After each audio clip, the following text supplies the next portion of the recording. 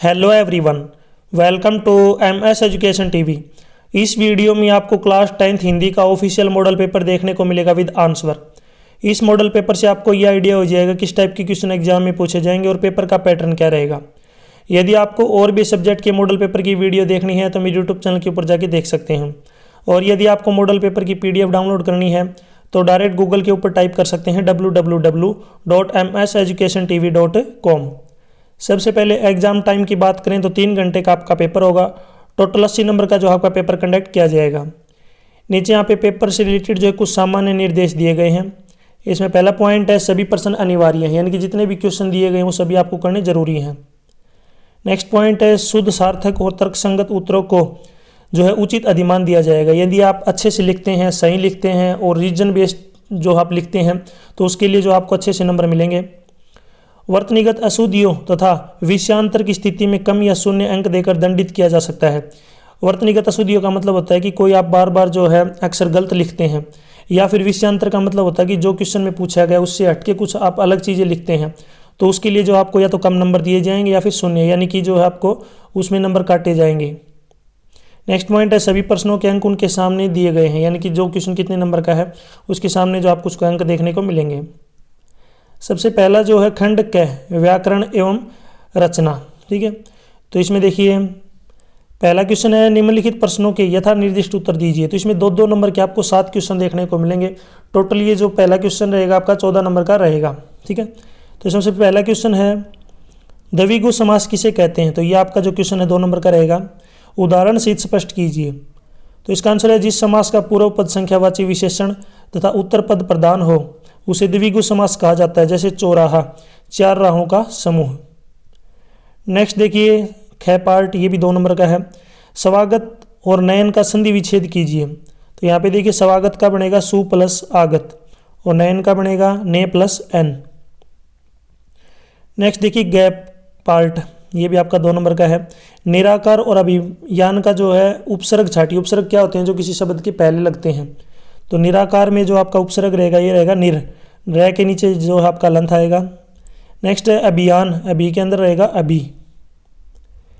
Next देखिए गए, ये भी आपका 2 नंबर का क्वेश्चन है। सागर और दिन का जो है पर्यायवाची शब्द लिखिए। तो पर्यायवाची का मतलब होता है उससे संबंधित, ठीक है। तो सागर का होता है समुद्र, पारावार, और भी जो आपको आता है वो भी यहाँ पे आप लिख सकते हैं। और दिन का आएगा दिवस और दीवा। इसके अलावा अगर आप और भी पर्यायवाची शब्द लिखना चाहें तो वो भी आप लिख सकते हैं। नेक्स्ट है एडे पार्टी, ये भी आपका 2 नंबर का है। इसमें मुहावरों का अर्थ लिख के वाक्य में प्रयोग कीजिए। तो इसमें पहला है कठपुतली होना। तो इसका मतलब क्या होता है दूसरों के कहने पर चलना। और इसका वाक्य बनेगा रमेश तो आजकल अपनी पत्नी के हाथों की कठपुतली हो गया है। ये पहला जो मुहावरा 1 नंबर का है। नीचे वाला भी जो है 1 नंबर का है। दोनों को मिलाएंगे तब 2 नंबर मिलेंगे। दूसरा है ईद का चांद होना। तो बहुत दिनों बाद दिखाई देना। तो महेश बहुत दिनों बाद मिले, तुम तो ईद के चांद हो गए हो। नेक्स्ट देखिए यहाँ पे च पार्ट, ये भी आपका 2 नंबर का है।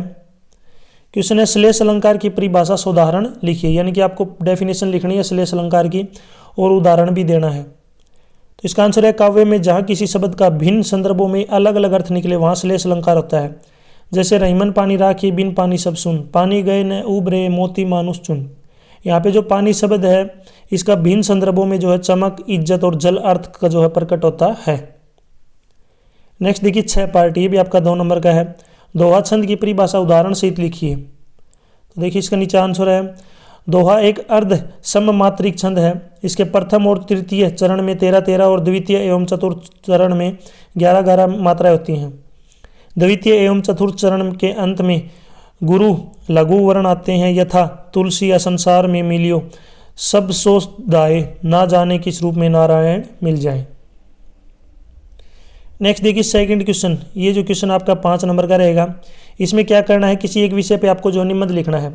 यहाँ पे निबंध में जो है दिए रखें कौन कौन से हैं। मेरे सपनों का भारत, विद्यार्थी और अनुशासन, मेरी प्रिय पुस्तक, विज्ञान के बढ़ते चरण, युवाओं में बढ़ती नशे की प्रवृत्ति।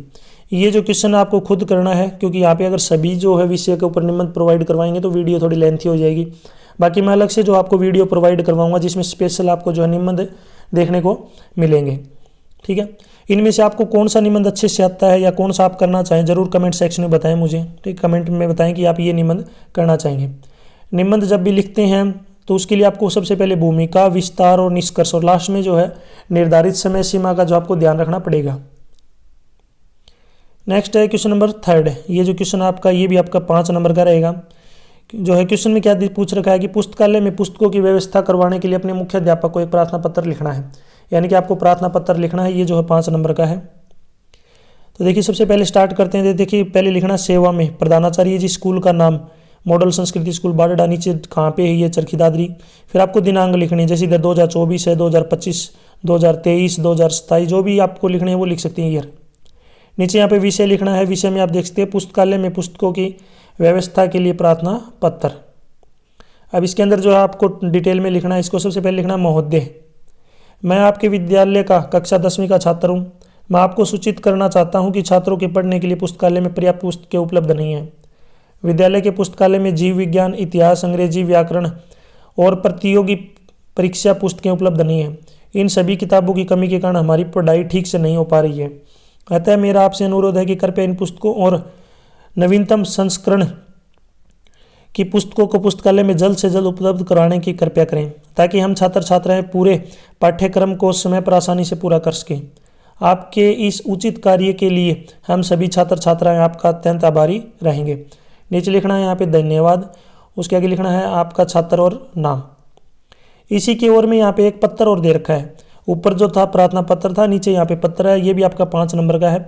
या तो आप ऊपर वाला कर सकते हैं या नीचे वाला, दोनों में से एक ही करना है, ये आपको याद रखना है। नेक्स्ट जो है पत्र किसके बारे में है। पत्र यहाँ पे दिया गया है, योग के महत्व पर प्रकाश डालते हुए अपने मित्र को एक पत्र लिखें। ठीक है, आप योग के महत्व बताते हुए आपको जो है अपने फ्रेंड को एक मित्र जो है पत्र लिखना है। 5 नंबर का है, याद रखना है ये। सबसे पहले लिखना है आपको एड्रेस। ठीक है, जैसे 88 प्रेम नगर, फिर नीचे लिखना है चरखी दादरी, फिर डेट लिखनी है, फिर प्रिय मित्र सुनील, जो भी उसका नाम है वो आपको लिखना है। नीचे यहाँ पे उसको अच्छे से एक्सप्लेन करना है। मैं तुमसे योग के महत्व के बारे में बात करना चाहता हूँ। योग न केवल हमारे शारीरिक स्वास्थ्य के लिए बल्कि हमारे मानसिक स्वास्थ्य के लिए भी महत्वपूर्ण होते हैं। योग से हमारी शारीरिक फिटनेस बढ़ती है, हमारी मानसिक स्थिति सुधरती है और हमें सक्रिय रखने में मदद मिलती है। इसलिए मैं तुमसे अनुरोध करता हूं कि तुम योग को अपने जीवन में सम्मिलित करो। योग आंतरिक शांति प्राप्त करने और तनाव के खिलाफ लड़ाई लड़ने में मदद करता है। योग एक व्यक्ति में शांति के स्तर को बढ़ाता है और उसके आत्मविश्वास को और अधिक बढ़ाने और उसे खुश रखने में मदद करता है। योग आपके शरीर को शांत करने और आराम करने में मदद करता है, जिसका मतलब तनाव का कम होना है और आप अपने काम पर ध्यान केंद्रित कर सकते हैं। यही कारण है कि बच्चों और किशोरों को योग करने के लिए प्रोत्साहित किया जाता है, क्योंकि यह उनकी पढ़ाई में बेहतर तरीके से ध्यान केंद्रित करने में मदद करता है। मैं उम्मीद करता हूं कि तुम मेरी बात को समझोगे और योग को अपने जीवन में सम्मिलित करोगे। नेक्स्ट यहाँ पे तुम्हारा प्रिय मित्र और मोहित, नीचे उसका नाम लिखना है जो पत्र लिखने वाला है। नेक्स्ट देखिए यहाँ पे खंड ख जो स्टार्ट हो गया, काव्य खंड क्षितिज भाग 2। तो इसमें देखिए 4th क्वेश्चन है। यहाँ पे एक नंबर के 6 क्वेश्चन देखने को मिलेंगे। तो क्वेश्चन नंबर 4 है, ये आपका टोटल 6 नंबर का है। इसमें आपको 6 जो है मल्टीपल चॉइस क्वेश्चन देखने को मिलेंगे। क्वेश्चन है क्षितिज काव्यखंड के आधार पर निम्नलिखित बहुविकल्पीय प्रश्नों के उचित विकल्प चुनकर अपनी पुस्तिका में लिखिए। यानी कि ये जो क्वेश्चन है क्षितिज काव्यखंड से लिए गए हैं। इसमें आपको जो है मल्टीपल चॉइस क्वेश्चन के 4 ऑप्शन मिलेंगे। जो ऑप्शन राइट है वो आपको सिलेक्ट करना है। क्वेश्चन देखिए पहला, गोपियाँ किसे बड़भागी कहती हैं। तो इसका राइट आंसर है उद्धव को। 4th ऑप्शन इसमें राइट है। नेक्स्ट क्वेश्चन है, श्री राम ने किसके धनुष को तोड़ा था। तो इसका राइट आंसर है शिव के धनुष को तोड़ा था। 1st ऑप्शन राइट होगा। नेक्स्ट क्वेश्चन है, कवि किसका स्वप्न देखकर जाग गया था। तो इसका राइट आंसर है सुख का। 3rd ऑप्शन राइट है। नेक्स्ट क्वेश्चन है, उत्साह किस प्रकार का गीत है। तो इसका राइट आंसर है आह्वान का। 3rd ऑप्शन राइट होगा। नेक्स्ट क्वेश्चन है, चीर प्रवासी मैं इतर वाक्य में चीर प्रवासी कौन है। तो इसका राइट आंसर है कवि। 2nd ऑप्शन राइट है। ये सभी क्वेश्चन 1 नंबर के हैं। ये भी आपका 1 नंबर का है। संगतकार की आवाज़ कैसी कही गई है। तो इसका राइट आंसर है भारी। 1st ऑप्शन इसमें राइट होगा। नेक्स्ट देखिए यहाँ पे क्वेश्चन नंबर 5 दिया गया है। क्वेश्चन नंबर 5 जो आपका 5 नंबर का रहेगा, जिसमें 1 नंबर के आपको 5 क्वेश्चन देखने को मिलेंगे। तो क्वेश्चन क्या है कि निम्नलिखित काव्यांश को पढ़कर पूछे गए प्रश्नों के उत्तर दीजिए। तो ये जो काव्यांश है आपको पढ़ना है, वीडियो को पॉज करके आराम से आप पढ़ सकते हैं। तो इसमें नीचे जो क्वेश्चन पूछे गए, तो इसमें पहला क्वेश्चन है, प्रस्तुत काव्यांश के कवि और कविता का नाम लिखिए। तो कवि का जो नाम है ये है मंगलेश डबराल, और कविता का नाम है संगतकार। ये जो आपका 1-1 नंबर के 5 क्वेश्चन है, ये 1 नंबर का क्वेश्चन है। नेक्स्ट क्वेश्चन है मुख्य गायक का स्वर कैसा है, तो इसका राइट आंसर है चट्टान जैसा भारी। नेक्स्ट क्वेश्चन है मुख्य गायक की आवाज़ का साथ देने वाली आवाज़ किसकी होती है, तो इसका राइट आंसर है मुख्य गायक के छोटे भाई की, अथवा उसके शिष्य की, अथवा उसके किसी दूर के रिश्तेदार की। नेक्स्ट क्वेश्चन है संगतकार की आवाज़ कैसी थी, गर्जना भारी आवाज़ थी, गर्जना जैसी भारी आवाज़ थी। नेक्स्ट क्वेश्चन है मुख्य गायक के चट्टान जैसी भारी आवाज़ का साथ देने वाली आवाज़ कैसी थी, तो उनकी जो आवाज़ थी वो थी सुंदर कमज़ोर कांपती हुई।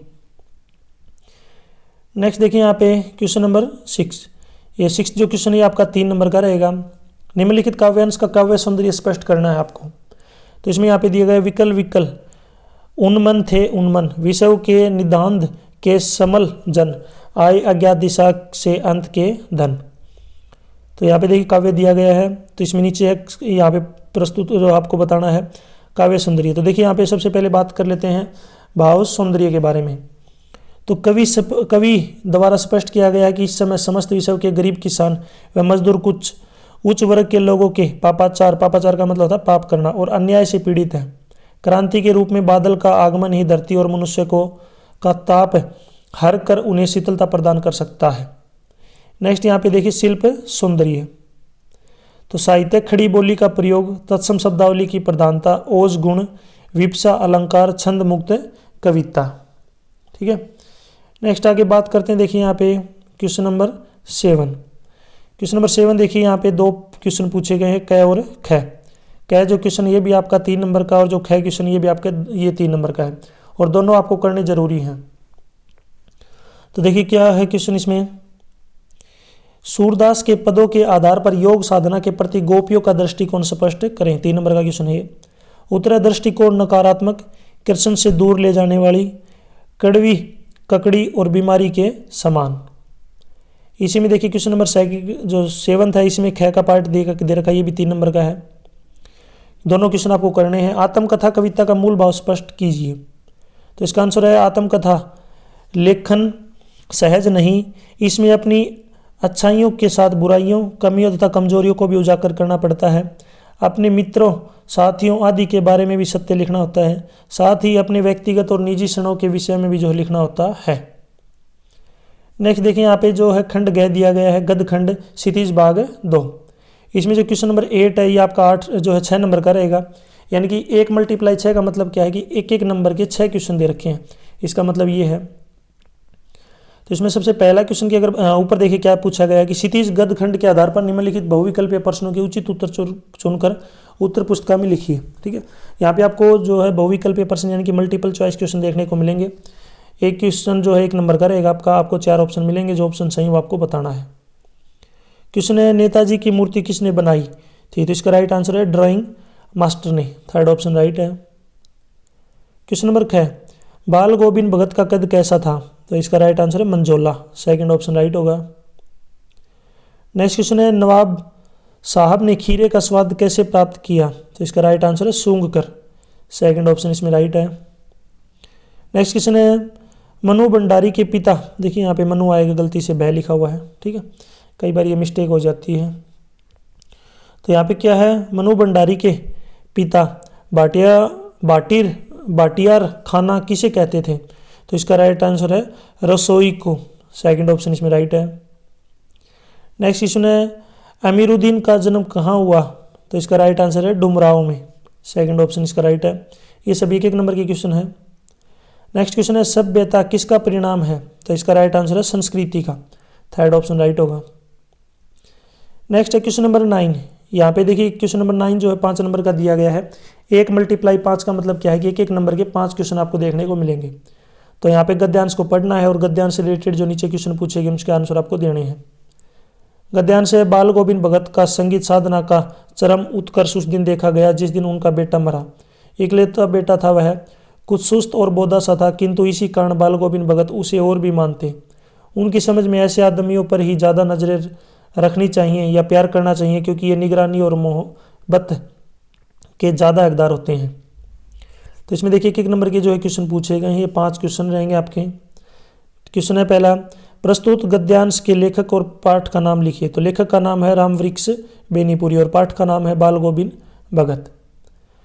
नेक्स्ट क्वेश्चन है प्रस्तुत गद्यांश की का जो है सह प्रसंग लिखिए। तो इसका आंसर है प्रस्तुत गद्यांश हमारी हिंदी की पाठ्य पुस्तक क्षितिज भाग 2 में संकलित पाठ बाल गोविंद भगत से अवतरित है। इसकी रचयिता रामवृक्ष बेनीपुरी हैं। इस पाठ में उन्होंने बाल गोविंद भगत नामक एक संगीत साधक का व्यक्ति चित्र प्रस्तुत किया है। नेक्स्ट है थर्ड क्वेश्चन, ये भी आपका 1 नंबर का है। ठीक है, बाल गोविंद भगत की संगीत साधना का उत्कर्ष कब देखा गया? तो इसका राइट आंसर है जिस दिन उनका बेटा मरा। नेक्स्ट क्वेश्चन है बाल गोविंद भगत अपने बेटे को किस कारण अधिक प्यार करते थे? तो इसका राइट आंसर है बेटे के कुछ सुस्त और बोधासा होने के कारण। नेक्स्ट क्वेश्चन है बाल गोविंद भगत के अनुसार कैसे आदमियों को ज़्यादा निगरानी की आवश्यकता है? जो सुस्त और बोधे से हों। नेक्स्ट देखिए क्वेश्चन नंबर 10। क्वेश्चन नंबर जो 10 है ये आपका 5 नंबर का रहेगा। इसमें आपको परिचय लिखना है। ठीक है, और आपको 2 परिचय दिए गए हैं। एक परिचय तो यहाँ पे आप देखते हैं स्वयं प्रकाश का और दूसरा है मनु भंडारी का। और इसमें आपको जीवन का परिचय देते हैं, उनकी रचनाएं, साहित्यिक विशेषताओं और भाषा शैली पर जो प्रकाश डालना है। तो दोनों में से कोई भी आपको एक करना है। इस वीडियो में आपको दोनों का जो है यहाँ पे जीवन परिचय देखने को मिलेगा। सबसे पहले स्वयं प्रकाश के बारे में बात कर लेते हैं। तो सबसे पहले यहाँ पे देखिए जन्म। स्वयं प्रकाश का जन्म 1947 में इंदौर मध्य प्रदेश में हुआ। नेक्स्ट है शिक्षा। मैकेनिकल इंजीनियरिंग की पढ़ाई करके एक औद्योगिक प्रतिष्ठान में नौकरी करने वाले स्वयं प्रकाश का बचपन और नौकरी का बड़ा हिस्सा राजस्थान में बीता। फिलहाल स्वैच्छिक सेवा निवृत्ति के बाद वे भोपाल में रहते हैं और वसुधा पत्रिका के संपादन से जुड़े हैं। नेक्स्ट पॉइंट है इनकी रचनाएं। तो 8वें दशक में उभरे स्वयं प्रकाश आज समकालीन कहानी के महत्वपूर्ण हस्ताक्षर हैं।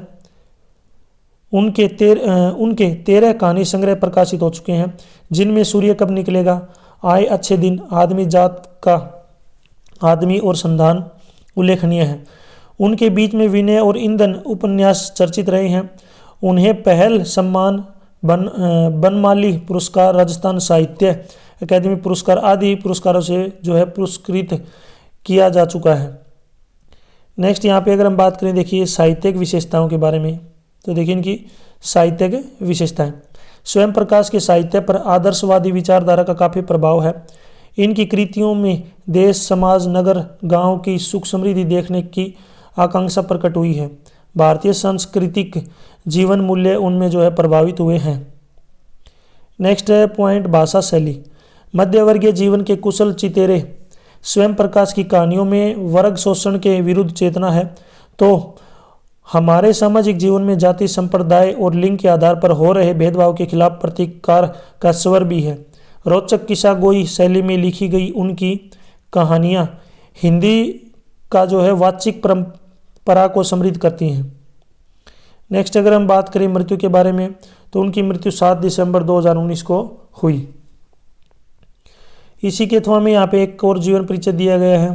ठीक है, ये भी आपका 5 नंबर का है। दोनों में से आपको एक करना है, या तो ऊपर वाला कर सकते हैं नीचे वाला। नेक्स्ट है मनु भंडारी। इनके अगर जन्म की बात करें तो मनु भंडारी का जन्म 1931 में गांव भानपुरा जिला मंदसौर मध्य प्रदेश में हुआ। नेक्स्ट यहाँ पे देखिए शिक्षा। इनकी इंटर तक की शिक्षा दीक्षा हुई राजस्थान के अजमेर शहर में। उन्होंने हिंदी में MA किया।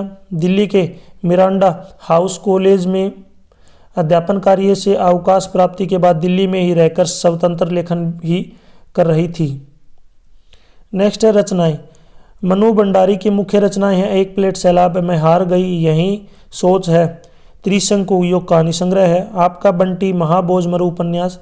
इसके अलावा उन्होंने फिल्म एवं टेलीविज़न धारावाहिकों के लिए पटकथाएं भी लिखी है। हाल ही में एक कहानी है भी नाम से जो है आत्मकथ्य का जो है प्रकाशन किया। नेक्स्ट अगर हम यहाँ पे बात करें देखिए साहित्य के विशेषताओं के बारे में। उनकी साहित्यिक उपलब्धियों के लिए हिंदी अकादमी के शिखर सम्मान सहित उन्हें अनेक पुरस्कार प्राप्त हो चुके हैं, जिनमें भारतीय भाषा परिषद, लोक जो है कोलकाता, राजस्थान संगीत नाटक अकादमी, उत्तर प्रदेश हिंदी संस्थान के पुरस्कार शामिल हैं। नेक्स्ट की बात करें यहाँ पे भाषा शैली के बारे में, तो मनु भंडारी की कहानियाँ हों या उपन्यास, उनमें भाषा और शिल्प की सादगी तथा प्रामाणिक अनुभूति मिलती हैं। उनकी रचनाओं में स्त्री मन से जुड़ी अनुभूति की अभिव्यक्ति भी जो है देखी जा सकती हैं। नेक्स्ट अगर बात करें इनकी मृत्यु के बारे में, तो मनु भंडारी की मृत्यु 15 नवंबर 2021 को 90 वर्ष की आयु में गुड़गांव हरियाणा में हुई थी। नेक्स्ट देखिए यहाँ पे क्वेश्चन नंबर 11। ठीक है, क्वेश्चन नंबर जो 11 है कै पार्ट और इसमें ख पार्ट 2 दिए गए हैं। दोनों क्वेश्चन आपको करने हैं। ये पहला जो आपका कै पार्ट 2 नंबर का है और नीचे वाला दूसरा ये भी आपका 2 नंबर का है। दोनों आपको करने हैं। सबसे पहले 11वें क्वेश्चन में कै पार्ट देख लेते हैं। हालदार साहब की आदत से मजबूर आंखों ने क्या देखा, 2 नंबर का ही है। तो इसका आंसर है कैप्टन चश्मे वाले की मृत्यु के पश्चात हालदार साहब ने निश्चय किया था कि वे कस्बे से गुजरते वक्त नेताजी की मूर्ति की तरफ नहीं देखेंगे, क्योंकि अब नेताजी की मूर्ति पर चश्मा लगाने वाला कोई नहीं रहा। परंतु अगली बार जब वे उस चौराहे से गुजरे तो आदत से मजबूर उनकी आंखें स्वतः ही नेताजी की मूर्ति की ओर चली गई। उन्होंने देखा कि किसी ने उस मूर्ति की आंखों पर सरकंडे का बड़ा जो है बना छोटा चश्मा लगा दिया था। नेक्स्ट इसमें ख पार्ट है, ये आपका 2 नंबर का ही, ये भी दोनों करने आपको। शहनाई की दुनिया में डुमराव को क्यों याद किया जाता है, तो इसका आंसर है शहनाई और डुमराव का गहरा संबंध है। वह सोन नदी के किनारे नरकट नामक घास मिलती है, वहाँ पर इस घास की जो रीढ़ है वो शहनाई बनाने के काम आती है। इसके अतिरिक्त प्रसिद्ध शहनाई वादक बिस्मिल्लाह खां की जन्मभूमि भी यही डुमराव है। इसी कारण शहनाई की दुनिया में डुमराव को जो याद किया जाता है। नेक्स्ट यहाँ पे जो खंड घ है कृतिका भाग 2 स्टार्ट हो चुका है। इसमें देखिए सबसे पहले जो क्वेश्चन नंबर 12 है, क्या पूछा गया कि देखिए कृतिका भाग 2 के आधार पर निम्नलिखित में से किन्हीं 2 प्रश्नों के उत्तर दीजिए।